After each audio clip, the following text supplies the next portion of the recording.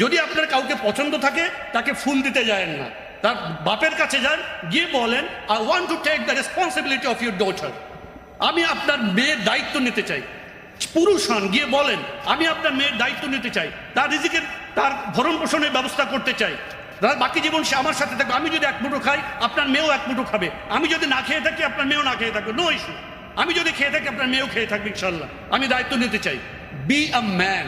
বিয়ে করেন কিন্তু ফ্যামিলিকে জানায় করবেন। ফ্যামিলি যদি আপনাকে, পুরুষদের ক্ষেত্রে বলতেছি, ফ্যামিলিকে জানাবেন, এগেইন আর এগেইন জানাবেন। যদি আপনার ফ্যামিলি ইসলামের যে লিমিট এটা ক্রস করে ফেলে, যে না আপনি দেখছেন যে আপনি বিয়ে না করলে আপনি পাপের ভিতরে জড়িয়ে যেতে পারেন, কিন্তু আপনার ফ্যামিলি আপনাকে বিয়ে করতে দিচ্ছে না, বাধা দিচ্ছে, তাহলে আপনি দরকার হয় আপনার গার্ডিয়ান, আপনি নিজেই গার্ডিয়ান। আপনার বাবা যদি না যায়, দরকার চাচাকে জানান, চাচা যদি না জানে আপনার আত্মীয় স্বজনকে জানান, দরকার ঘোষণা দিয়ে দেন আমি আমার ফ্যামিলিকে জানাইছি যে আমি বিয়ে করতে চাই, কিন্তু আমার ফ্যামিলি আমাকে কোঅপারেট করছে না, as I am a man and I am responsible for myself, সুতরাং আমি সিদ্ধান্ত নিচ্ছি আমি বিয়ে করব, আপনাদেরকে জানাই দিলাম। আন্ডারস্ট্যান্ডিং? ক্লিয়ার? জানায় করবেন, ঠিক আছে?